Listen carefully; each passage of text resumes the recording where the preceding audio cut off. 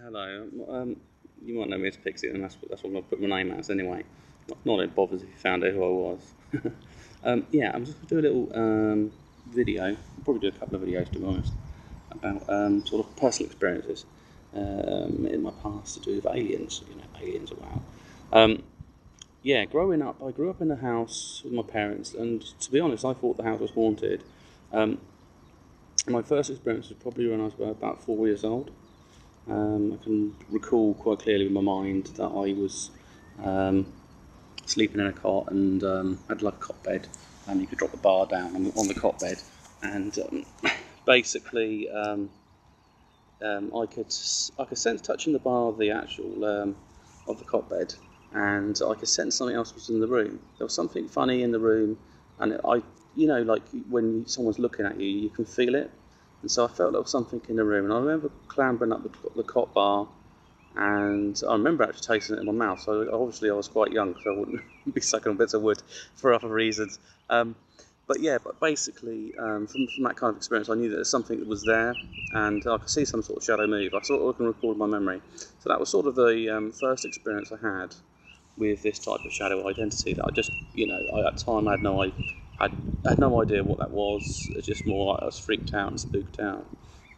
And then as I got older, I started having nightmares, and I had these nightmares when I was around between 4 and 5, and I couldn't really make sense of them either. Like, it wasn't because I was eating particular foods, or my mum was quite sort of she was very conscious about the foods I ate actually, because she knew that things were making me a bit hyperreactive and hyperactive sort of behaviour and all sorts of things.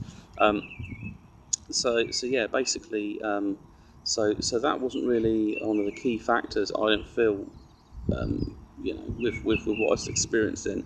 I mean, I'd have these kind of like images come into my sort of face. So there'd be like I would see faces like these just sort of horrible faces, like something from Halloween, these Halloween masks, and it was something quite bizarre. I mean, even now I can sort of recall it in my mind. It's almost looking at them things like mad balls. But I mean, this was a sort of very very early 80s, so it's not like these things even existed or was I particularly aware of as a small child. So I'd have these nightmares, but I'd sense that something would come in the room, and I used to hide under the blanket, so like, I'd go away, sort of leave me alone sort of thing, and I used to feel that something was coming for me, or was in the room, or was trying to do something to me. I do not know why anything would be interested in sort of inflicting fear on a young child. I can probably assume that it's because the child released energy. It could be that something's trying to interfere with my mind in some way. I don't know. So I sort of live in this shroud of fear. Um, so this went on for quite a while, and it wasn't something you can easily explain to other people. So I and there was a few experiences where basically I recall hiding downstairs at night. Went downstairs and I hid. So I thought, well, if something's coming to my room, then I might as well go and hide somewhere, because logically you can't find me.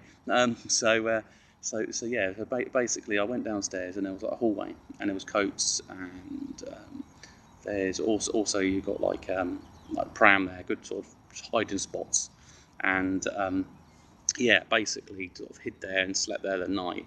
And I remember one night I woke up and I creeped down there. I think I only got away with it about 3 times, and then Mum caught when I was doing that, told me I should sleep in our room or something. Um, yeah, basically, I sort of was sleeping or resting in there, this sort of where the coats are, sort of hiding, and that was probably a good tactic I used throughout my youth, hiding behind coat stands and all sorts of things. But yeah, basically, I could see there's something shadowy move along the wall. Where it was, there wasn't lots of traffic going by, and on occasion you see like, if a car went by, you'd see the light sort of travel across the wall, them kind of things. So yeah, it was just a very sort of bizarre experience seeing something like that moving, some blackness basically, and one of the most profound experiences there's a few little things that were quite strange, was that one night, I mean, basically when I used to feel that something was coming in the room, I used to try to sleep with sleep in the same room as my parents. which sort of got on their nerves, like any sort of parents that like a bit of privacy. And yeah, basically this kind of behaviour I sort of did quite a bit, and between sort of like 4 or 5, and then it sort of probably had enough of it. But yeah, on one particular night, I went across. I could hear some creaking downstairs, and I went along the landing, and I could see down the stairs some sort of blackness at the bottom of the stairs. I thought, oh, what's that? You know, and I thought something's coming.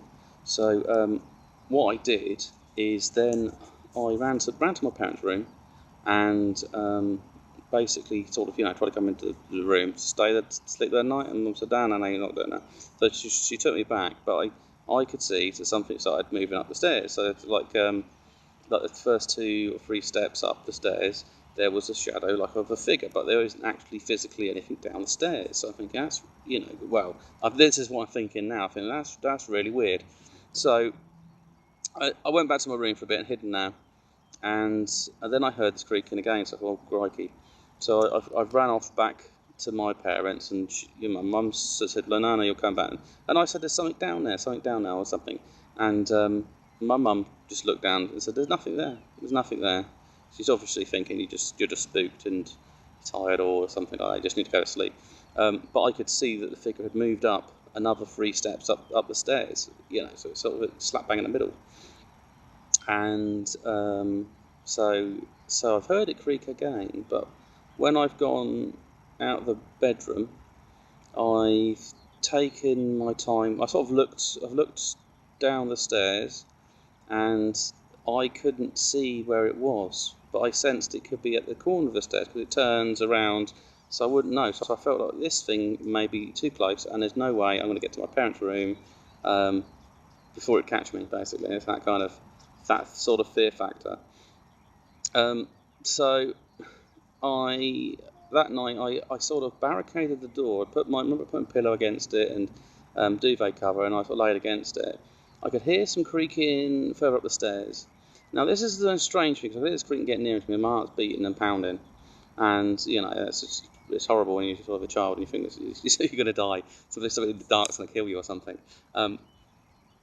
So yeah, basically I sort of hid there, and then I heard this creaking, and as it got closer, I thought, oh god, crikey, there's more sort of fear coming in there. But then I heard this really strange noise. It never really made any sense. It sounded like it's like something. It's like a tricorder scanner or some type of laser type noise. It just didn't. It never made any sense why I heard. But at that age, I wouldn't have. I wouldn't have gone and seen Star Trek, and I was probably too young for all that. So I don't know why that part had entered into that experience. So as I was sort of getting to the door, back against the door, and so that the idea was nothing could push its way in, and I could feel this thing scan it. So maybe it's scanning me. Maybe it's scanning me. Am I in the room or whatever, or is something using this tech? It's because this is where it's going to go. This thing is what it probably isn't a ghost. Yeah, basically it seemed very strange, and then I noticed then the door handle started to creak, so that part was really sort of freaking out. But that could be for a lot of it could be that someone was actually checking on me and checking I've gone asleep, but they never entered the room, so that's quite weird. The handle moved slightly enough for me to hear the creak. It could be that I pushed against the door even harder, I don't know. And but then about, if I could imagine the actual time or trying to recall it, and it's probably like 5-10 minutes later, I heard this noise, and it was like a rush noise that you get from a lightning strike, or you imagine like a sonic boom, sort of quite a loud noise that went off, and it's like a sort of some sort of noise. As a child, that didn't really make sense what had happened, and like it's something getting sucked inwards, maybe. Like a type of implosion type noise. So that was probably the most strangest experience, having that, and it never really made sense. And to be honest, I'll probably do a bit more further on in time and what other experiences. So anyway, this will be like my part 1 of this sort of alien stuff, and then I'll get into some more interesting stuff here further down the lines.